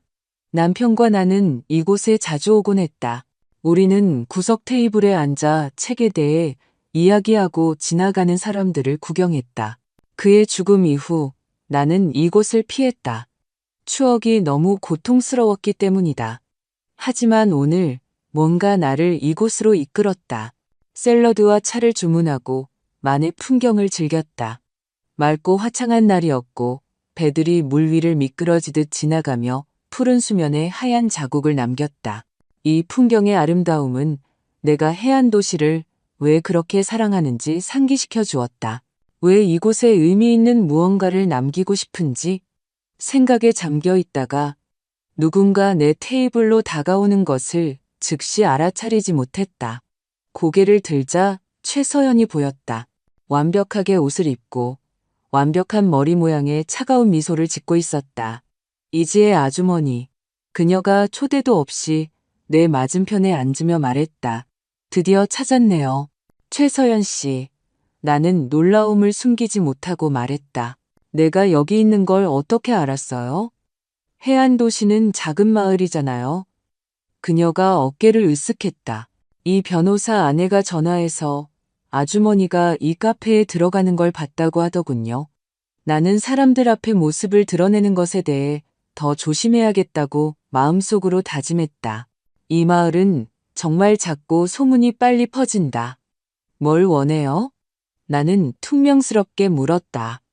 이야기하고 싶어서요. 그녀가 여전히 그 가짜 미소를 지으며 대답했다. 민준 씨가 걱정으로 어쩔 줄 몰라 해요. 아주머니는 전화도 받지 않고 일요일 저녁 식사에도 오지 않았고요. 이유는 명백하다고 생각하는데요. 나는 본능적으로 광대뼈를 만지며 말했다. 최서연은 이제야 멍을 알아차린 척했다. 오, 정말 끔찍하네요. 민준 씨는 그런 적이 없어요. 그런 사람이 아니에요. 이지의 아주머니. 그 순간 그 안에서 뭔가 부서진 거예요. 그는 진심으로 뉘우치고 있어요. 그래서 그렇게 진심으로 뉘우쳐서 직접 오지 않고 당신을 보냈다는 거죠? 나는 비꼬듯 물었다. 그는 아주머니가 자신을 보고 싶어 하지 않을까봐 두려워해요. 최서연이 설명했다. 솔직히 저도 그게 걱정이었어요. 하지만 이 상황은 어떻게든 해결되어야 해요. 우리를 위해서가 아니라 아이들을 위해서라도요. 상황은 이미 해결됐어. 최서연 씨. 나는 침착하게 말했. 나는 당신과 민준과의 관계를 완전히 끊을 거야. 그녀의 눈이 살짝 커졌다. 분명히 그녀는 이것을 예상하지 못했다. 하지만 그건 불가능해요. 우리는 가족이잖아요. 아니, 나는 고개를 저었다. 가족은 서로를 사랑하고 존중하는 사람들이야. 수년 동안 당신은 내 아들을 조종하고 나에게 반대하게 만들고 내 결정과 내 돈을 통제하려고 했어. 그리고 이제 그는 나에게 손을 들었어. 이것은 가족이 아니야. 내가 더 이상 지탱할 의도가 없는 독성 관계일 뿐이야. 최서연은 전술을 바꾸었고 그녀의 얼굴은 걱정스러운 표정으로 변했다. 이지의 아주머니가 화가 났다는 것을 이해해요. 그리고 그럴 만한 권리가 있어요. 하지만 그렇게 급진적인 결정은 이건 나중에 후회할 수도 있는 감정적인 반응이에요. 나는 이것을 신중하게 생각했어. 나는 대답했다. 그리고 이미 구체적인 조치를 취했어. 유언장은 다시 작성되었고 민주는 상속권을 잃었어. 이미영의 돈은 그가 접근할 수 없는 별도의 계좌로 이체되었어. 집 구매 계약도 며칠 안에 완료될 거야. 나는 그녀의 표정이 가장된 걱정에서 잘 숨겨지지 않는 분노로 바뀌는 것을 보았다. 이럴 수는 없어요. 그녀가 목소리를 굳히며 말했다. 민준 씨는 아주머니의 유일한 자녀이자 법적 상속인이에요. 그는 유언의 이의를 제기할 수 있어요. 그렇게 해보라고 해. 나는 어깨를 으쓱했다. 상황을 고려할 때 이길 가능성은 거의 없어.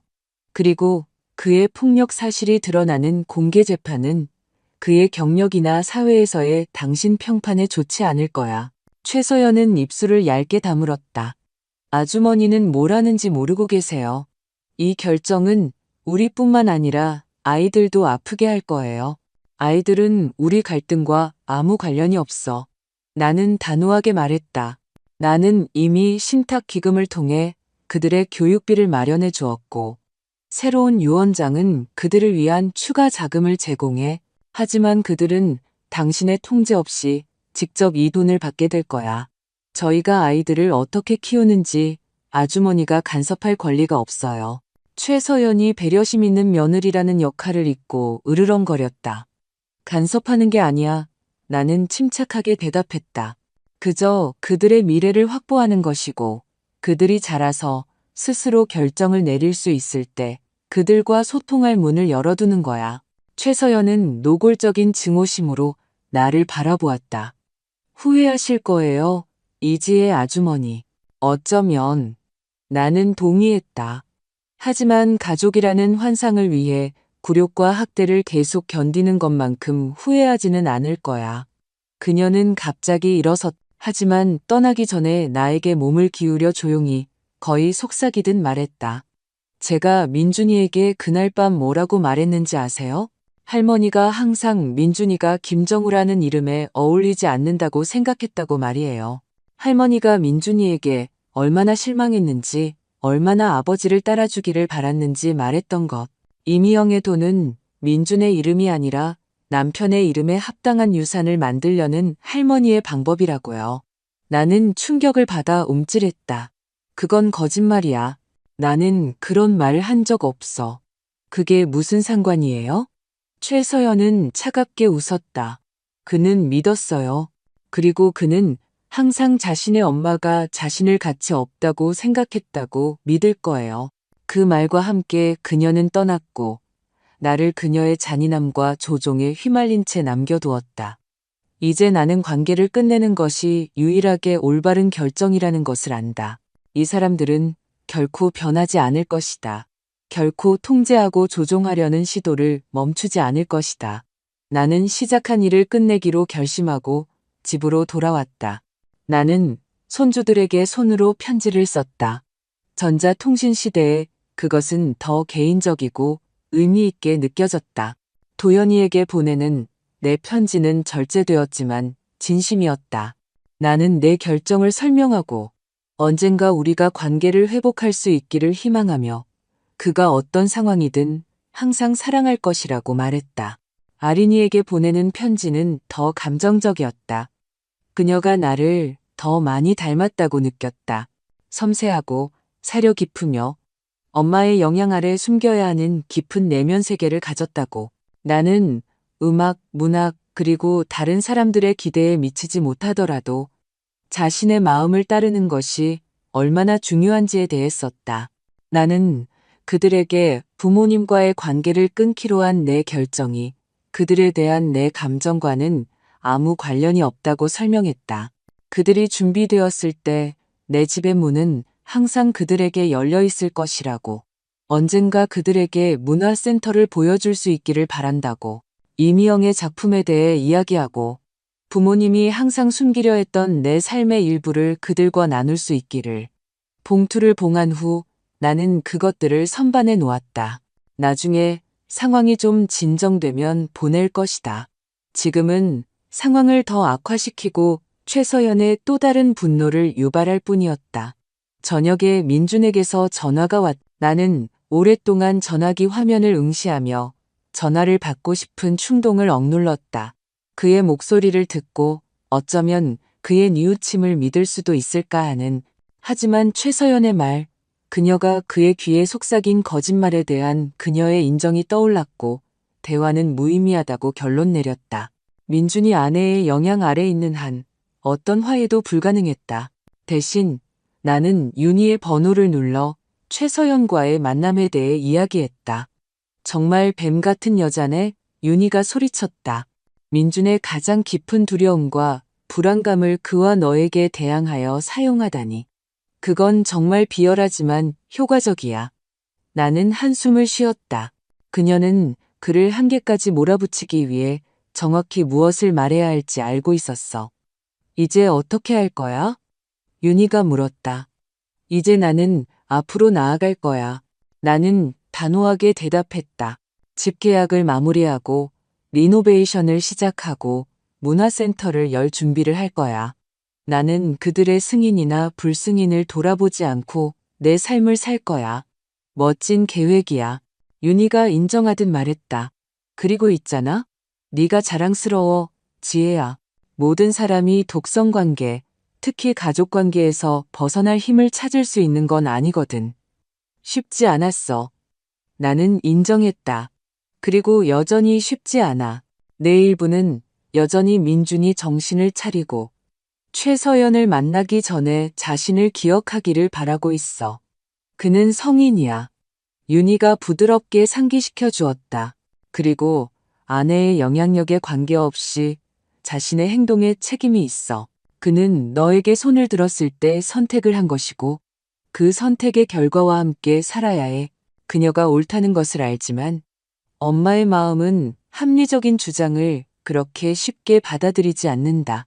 내 일부는 항상 민준이를 사랑할 것이고 항상 밝은 눈과 열린 마음을 가진 어린 소년을 기억할 것이다. 하지만 나는 그 소년이 오래전에 자라서 내가 거의 알아보지 못하는 남자로 변했다는 것을 받아들여야 한다.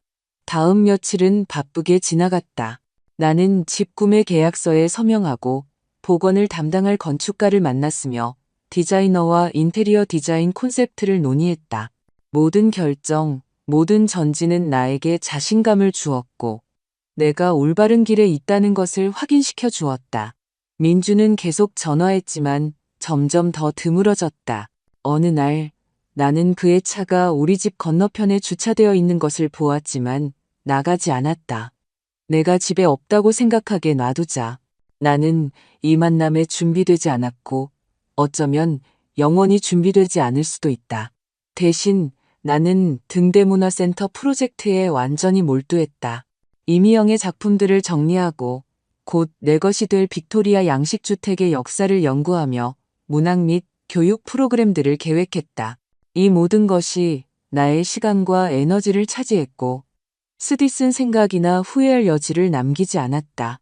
그리고 이상하게도 이 프로젝트에 더 많이 투자할수록 나는 민준의 엄마나 도연이와 아린이의 할머니라는 역할로 나 자신을 덜 정의하게 되었다.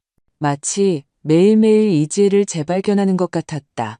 그저 엄마, 할머니, 과부가 아니라 자신만의 열망, 꿈, 목표를 가진 여성. 자신뿐만 아니라 공동체 전체를 위해 의미 있는 것을 창조할 수 있는 여성. 어느 날 저녁 오래된 사진 앨범을 넘겨보다 남편이 죽기 1년 전에 찍은 사진을 발견했다. 우리는 해변에 서서 바람에 머리카락이 흩날리고 햇살 때문에 눈을 가늘게 떴지만 활짝 진심으로 행복하게 웃고 있었다. 이 사진 속의 내 얼굴을 바라보며 오랜만에 처음으로 그 행복감, 그 내면의 자유의 메아리를 느낀다는 것을 갑자기 깨달았다. 과거로 돌아가거나 잃어버린 것을 재현하려 해서가 아니라 마침내 내가 스스로 선택한 미래를 향해 나아가고 있기 때문이었다. 레스토랑 사건 발생 2주 후 민준의 변호사로부터 공식적인 편지를 받았다. 건조한 법률 용어로 내 결정에 이의를 제기하겠다고 위협하고 상호 수용 가능한 해결책을 논의하기 위한 만남을 요구하며 내 정신 상태를 검사할 가능성을 암시했다. 후자의 언급은 특히 모욕적이었다. 친척들의 마음에 들지 않는 결정을 내린 노인들을 상대로 흔히 사용되는 전술이었다. 나는 그 편지를 박 변호사에게 전달했고 그는 마찬가지로 형식적인 용어로 응답했지만 법적 절차가 진행될 경우 민준의 육체적 폭력에 대한 증거, 증인 진술 및 내 부상에 대한 의료 보고서가 제공될 것이라는 명확한 암시를 덧붙였다. 3일 후 답장이 왔다.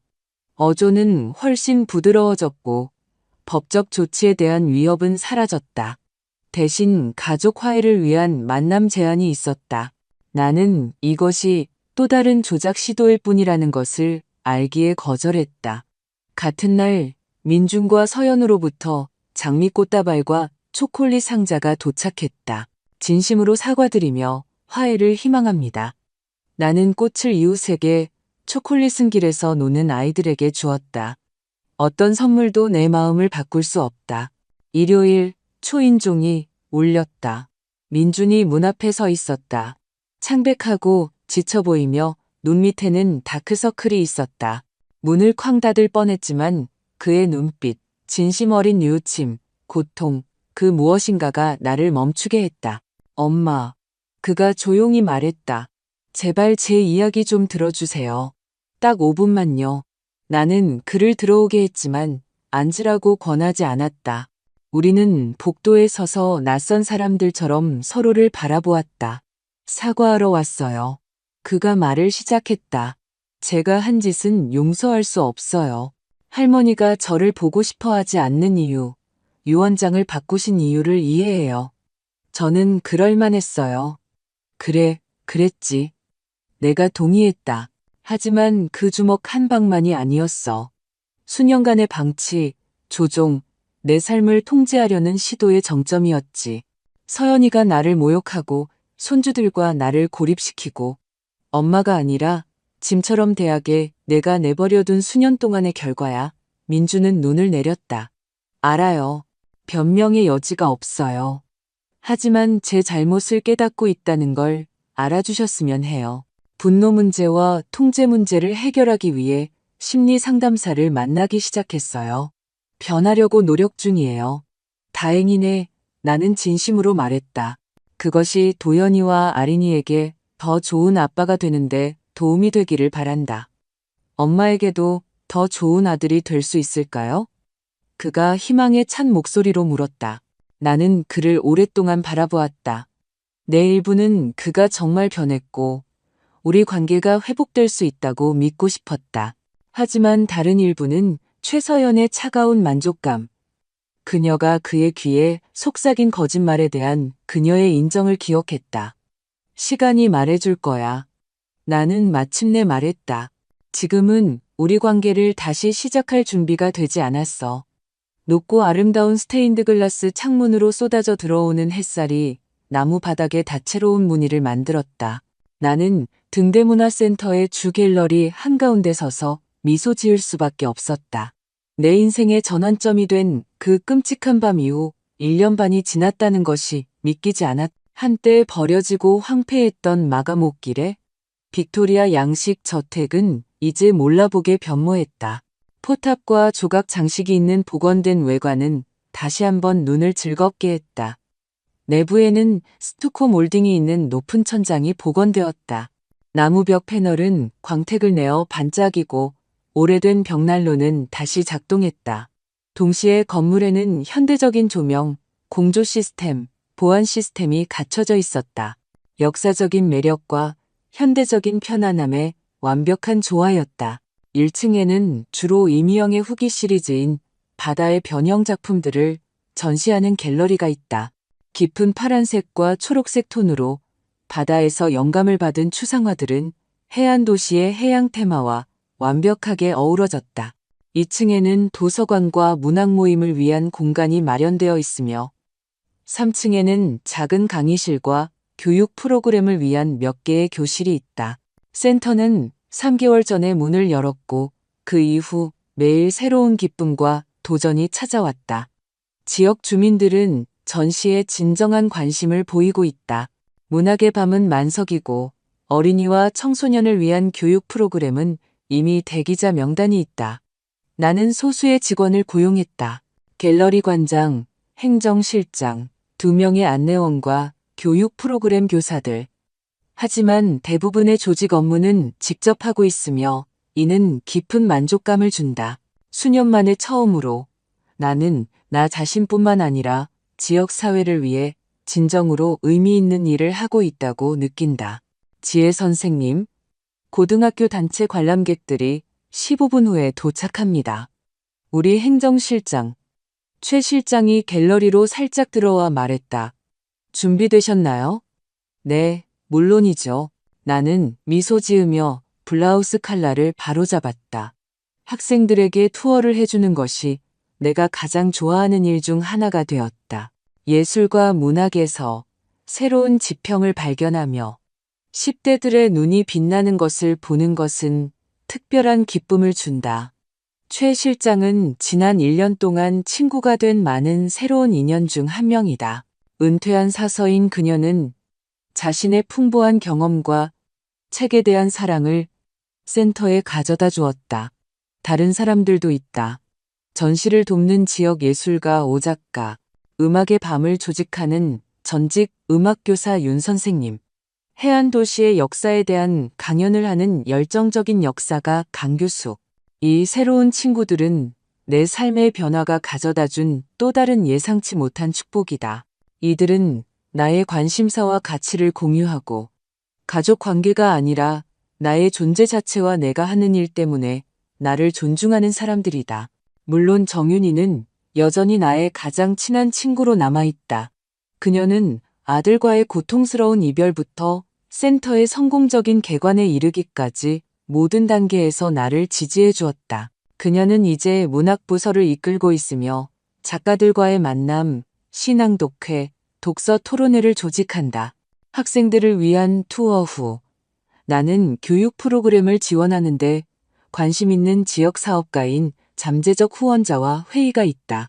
그 다음에는 해안도시 관광 코스의 센터를 포함시키는 가능성을 논의하기 위해 시의회 의원들과 점심 식사가 예정되어 있다. 하루는 바쁘게 흘러갈 것이지만 나는 피곤하기보다 활력이 넘친다.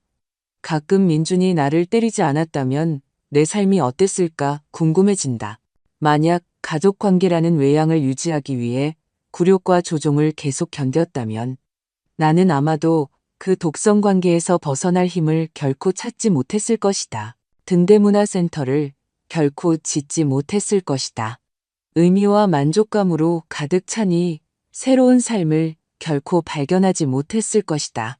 물론 어려운 순간들도 있었다. 민준과 헤어진 후 처음 몇 달 동안은 종종 한밤중에 공허하고 길을 잃은 느낌으로 잠에서 깨어나곤 했다. 엄마로서, 할머니로서, 가족의 중심으로서의 습관은 하룻밤 사이에 사라지지 않는다.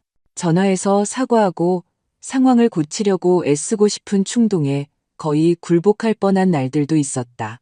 하지만 유혹이 특히 강해질 때마다 나는 최서연의 차가운 만족감, 그녀가 민준에게 속삭인 거짓말, 그의 치켜든 손을 기억했고 옛 관계로 돌아가는 것은 옛 굴욕과 조종으로 돌아가는 것을 의미한다는 것을 깨달았다. 대신 나는 새로운 삶을 건설하는 데 집중했다. 빅토리아 양식주택에 복원된 모든 요소, 벽에 걸린 모든 그림, 참석한 모든 문학 모임이 이 새로운 현실의 기초가 되었다. 나는 1년 넘게 민준과 최서연으로부터 아무 소식도 듣지 못했다. 몇 번의 화해 시도가 실패한 후, 그리고 내 유언장에 이의를 제기하는 것이 헛수고라는 것을 변호사들과 상의한 후라고 나는 짐작한다. 그들은 나를 혼자 내버려 두었다. 나는 그들의 삶에서 일어나는 일들을 아는 지인들로부터만, 그것도 조금씩만 알게 된다. 손주들과의 상황은 더 복잡하다. 이제 17살이 된 김도연은 나에게 연락한 적이 없다. 그의 아들이 같은 학교에 다니는 이 변호사 아내에 따르면 그는 서연이 그를 위해 짜준 야심찬 계획에 따라 명문대 입학 준비에 완전히 몰두하고 있다고 한다. 반면 김아리는 우리가 헤어진 지 6개월 후에 나에게 편지를 보냈다. 짧고 불확실한 내용으로 내 건강과 등대문화센터 프로젝트가 어떻게 진행되고 있는지 물었다. 나는 복원 작업에 대해 자세히 설명하고 사진을 첨부했으며 기회가 되면 방문해달라고 초대했다. 그 이후로 우리는 몇 통의 편지를 더 주고받았다. 그녀는 학교, 음악, 그리고 가끔 자신이 읽고 있는 책에 대해 썼다. 부모님이나 가정 상황에 대해서는 결코 언급하지 않았다. 나는 이러한 경계를 존중하고 질문하지 않는다. 학교 단체 관람은 아주 성공적이다. 처음에는 지루한 예술에 회의적이었던 10대들은 이미영의 그림 세계에서의 파격적인 길, 기법과 재료에 대한 그녀의 실험 이야기에 점차 매료되고 있다. 특히 모래 조개 껍데기 및 기타 해양 요소들을 사용하여 만든 수중꿈 시리즈 그림에 깊은 인상을 받았다. 투어가 끝난 후 나는 단체 학생들을 배웅하고 저택의 옛 온실에 위치한 내 사무실로 돌아온다. 이곳은 역사적인 사진을 바탕으로 복원한 작은 정원이 내다보이는 파노라마 창문이 있는 밝은 방이다. 이곳에서 나는 주로 서류 작업을 하거나 회의를 하거나 때로는 그저 차 한 잔을 마시며 정원의 계절 변화를 지켜본다. 오늘 내 책상에는 우리 갤러리에서 작품을 전시하고 싶어하는 지역 예술가들의 신청서가 쌓여 있다. 우리는 이미영의 상설 전시 외에도 현대 예술가들, 주로 지역 예술가들의 임시 전시회를 기획하기로 결정했다. 이는 새로운 관객을 유치하고 신진 예술가들이 인정을 받는 데 도움이 된다. 나는 포트폴리오를 훑어보며 메모를 하다가 문에서 노크 소리를 듣는다. 들어오세요. 나는 서류에서 고개를 들지 않고 말했다. 할머니. 그 목소리에 나는 깜짝 놀랐다. 고개를 들자 문간에 김아린이 서 있었다. 그녀는 지난 1년 반 동안 눈에 띄게 변했다. 키가 더 커졌고 아이에서 10대로 변모했다. 머리카락은 내가 기억하는 것보다 짧았고 눈에는 새로운 성숙한 진지함이 있었다. 아리나, 나는 놀라움과 기쁨을 숨기지 못하고 일어섰다. 정말 반가운 손님이구나. 그녀는 불안하게 미소 지으며 이리저리 발을 움직였다. 할머니 센터를 보고 싶었어요. 정말 인상적이에요. 고마워. 나는 가까이 다가갔지만 그녀를 안을 엄두는 내지 못했다. 와줘서 정말 기뻐. 차 한잔 할래 아니면 둘러볼까? 둘러봐 주세요. 그녀는 고개를 끄덕였다. 아래층 갤러리는 조금 둘러봤지만 모든 걸 보고 싶어요. 나는 그녀를 건물 곳곳으로 안내하며 복원 과정, 각 공간의 개념, 그리고 우리가 운영하는 프로그램에 대해 이야기했다. 아린이는 주에 깊게 들었고 사려 깊은 질문을 던졌으며 나는 그녀의 눈에서 진정한 감탄을 보았다. 정말 멋져요, 할머니. 우리가 만의 멋진 경치를 감상할 수 있는 옥상에서 투어를 마쳤을 때 그녀가 말했다. 할머니가 이걸 다 직접 하신 거예요? 멋진 팀이 있었지. 나는 미소 지었다. 건축가들, 복원 전문가들, 디자이너들, 하지만 처음부터 끝까지 내 프로젝트였어. 엄마가 그랬어요. 그녀는 분명히 당황한 듯 말을 더듬었다. 신경 쓰지 마렴. 내 엄마가 뭐라고 했는데?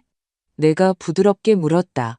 아린이는 하늘과 바다가 만나는 수평선 쪽으로 시선을 돌렸다. 그냥 변덕이라고요. 센터는 6개월 안에 문 닫을 거라고요. 해안 도시에 이런 곳이 필요 없다고요. 나는 놀라지 않았다. 다른 사람의 행동, 특히 성공적인 행동의 중요성을 깎아내리는 것은 서연의 전형적인 모습이었다. 그녀가 틀린 것 같구나. 나는 악의 없이 말했다. 이제 문을 연 지 3개월이 됐고 방문객 수는 늘고 있어. 알아요. 아린이가 고개를 끄덕였다. 제 친구 지우가 학교 현장 학습으로 여기 왔었어요. 가장 좋은 곳이라고 했고 할머니가 예술에 대해 정말 잘 이야기해 주신대요. 이 칭찬은 제3자를 통해 전달된 것이었지만 어떤 형식적인 칭찬보다 나를 더 감동시켰다. 말해줘서 고마워. 나는 미소 지었다. 안으로 다시 들어갈까? 여기 좀 쌀쌀해진다. 우리는 내 사무실로 내려갔다. 그곳에는 최 실장이 이미 차와 쿠키를 준비해 놓았다. 아린이는 창가 안락의자에 앉아 두 손으로 컵을 감싸쥐고 몸을 데우려는 듯했다. 부모님은 네가 여기 온 걸 아시니? 나는 잠시 멈춘 후 물었다. 그녀는 고개를 저었다. 지훈의 집에 역사시험 공부하러 간다고 말했어요. 그렇구나. 나는 고개를 끄덕였지만 거짓말에 대해 그녀를 판단하지 않았다. 여기에 오는 것은 위험을 감수하는 일인데 상관없어요. 그녀가 갑자기 예상치 못한 단호함으로 말했다. 이 모든 것에 지쳤어요. 부모님의 끊임없는 다툼, 엄마가 제 모든 움직임을 통제하는 것, 할머니 이름이 우리 집에서 어떤 범죄를 저지른 것처럼 금지되어 있는 것에 지쳤다고요. 나는 침묵하며 그녀가 속내를 털어놓을 기회를 주었다. 서로 말하지 않기 시작한 이후로 모든 게 더 나빠졌어요. 그녀가 계속 말했다. 부모님은 항상 다투세요. 아빠는 일이 많다며 집에 없는 날이 많고, 엄마는 저에게, 특히 저에게 어떤 이유로든 신경질을 부려요. 도연 오빠는 중요한 건 그것뿐이라는 듯 항상 자기 방에서 대학 준비를 하고 있어요. 정말 안 됐구나, 아리나. 나는 진심으로 말했다. 힘들었겠네. 다툼 때문만이 아니에요. 그녀는 내 눈을 똑바로 보았다. 그녀의 눈은 고통과 결연함이 뒤섞여 있었다. 엄마가 저를 할머니 대하듯 대하기 시작했어요. 제가 하는 모든 것을 비판하고 제 관심사를 비웃고 끊임없이 다른 사람들과 비교해요. 결코 충분히 좋다고 하지 않아요.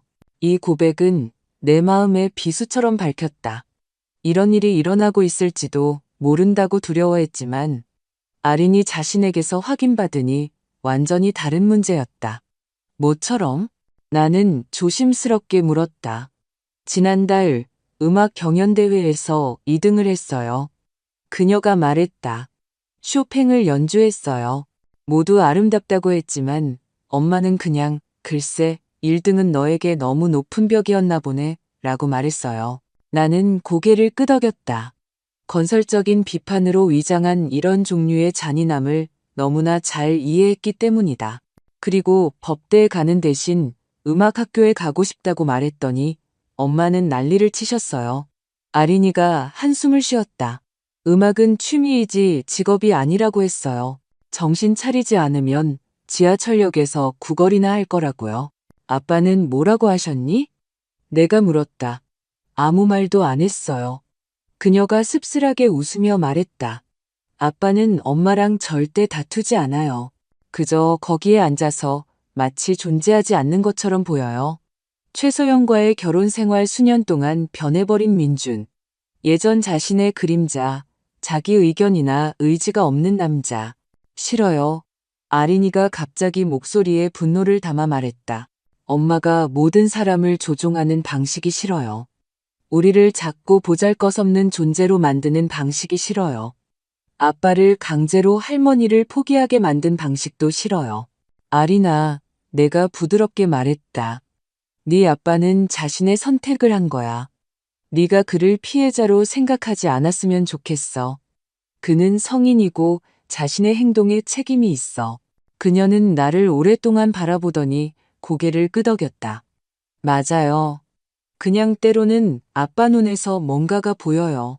갈망, 후회, 특히 엄마가 저를 할머니와 너무 닮았다고, 책을 너무 많이 읽고, 예술과 음악에 너무 몰두한다고 비판하기 시작할 때요. 나를 닮은 게 세상에서 가장 나쁜 일은 아닐 거야. 나는 미소 지었다. 적어도 나는 그렇게 생각하지 않아. 그건 제가 지금까지 받은 최고의 칭찬이에요.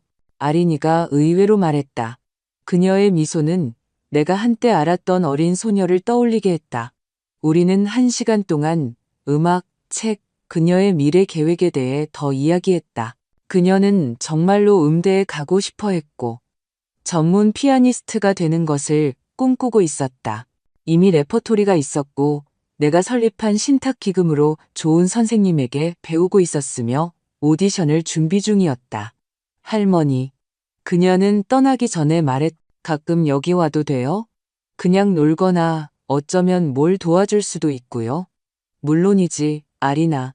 나는 망설임 없이 대답했다. 여기서는 항상 환영이야. 그리고 원하면 우리 음악실에서 피아노 연습해도 돼. 집에 있는 것만큼 좋지는 않지만. 아니에요. 너무 좋아요. 그녀가 말을 가로막았다. 할머니가 3층 보여주실 때 봤어요. 그리고 여기서는 엄마가 허락하는 것 말고 제가 원하는 것을 연주할 수 있어요. 우리는 그녀가 방과 후 화요일과 목요일에 도서관에서 추가 수업을 받는다는 핑계로 오기로 동의했다. 이상적인 해결책은 아니었다. 나는 비밀과 거짓말을 싫어한다. 하지만 이 상황에서 아린이에게 다른 선택의 여지가 없다는 것을 이해했다. 들키면 어쩌죠? 그녀가 문에 서서 물었다. 엄마가 할머니를 못 만나게 하면 어쩌죠? 그럼 다른 방법을 찾을 거야. 나는 자신감 있게 대답했다. 너는 이제 13살이야. 몇 년 후면 부모님이 어떻게 생각하든 상관없이 너 스스로 결정을 내릴 수 있을 거야. 그때까지 나는 여기에서 너를 기다리고 있을 거야. 너의 꿈을 지지하면서 그녀는 충동적으로 나를 안았다. 오랜만에 처음이었고 내 마음속에서 따뜻한 무언가가 피어나는 것을 느꼈다. 과거와의 화해가 아니라 의무나 기대가 아닌 상호 존중과 사랑에 기반한 새로운 미래, 새로운 연결의 가능성이었다. 아린이가 떠난 후 나는 오랫동안 창가에 서서 만을 내다보았다. 해는 수평선으로 지고 있었고 하늘과 물을 금색과 보라색으로 물들였다. 남편이 건축 스케치에서 그리기를 좋아했던 바로 그 시간. 모든 것이 변모하고 특별한 빛으로 목욕하는 마법의 시간이라고 그가 불렀던 시간. 나는 민준에 대해 생각한다. 그가 자신의 선택, 우리 관계가 어떻게 되었는지 정말로 후회할지도 모른다는 것에 대해 나는 최서연에 대해 생각한다. 다른 사람을 굴욕시키는 것에서 만족을 찾는 사람이 가져야 할 내면의 공허함에 대해 나는 부모님이 그에게 선택한 길을 따르고 다른 가능성이 존재한다는 것을 모르는 김도연에 대해 생각한다. 하지만 무엇보다 나는 김아린에 대해 생각한다. 그녀의 용기, 압력에도 불구하고 자신의 꿈을 따르려는 그녀의 결단력, 엄마의 분노를 무릅쓰고 오늘 여기에 올 힘을 찾은 방식에 대해 그리고 나는 아무것도 후회하지 않는다는 것을 깨닫는다. 그래, 아들과의 단절은 고통스러웠고 그 고통은 결코 완전히 사라지지 않을 것이다.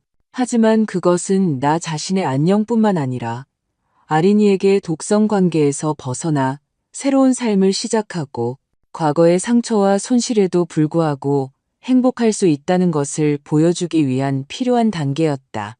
때로는 가장 현명한 선택은 당신을 아프게 하는 사람들을 놓아주는 것이다. 비록 그들이 가족일지라도 복수심이나 원한에서가 아니라 어떤 관계는 치유될 수 없다는 이해에서 비롯된 것이다. 어떤 행동 패턴은 밖에서 바뀔 수 없다.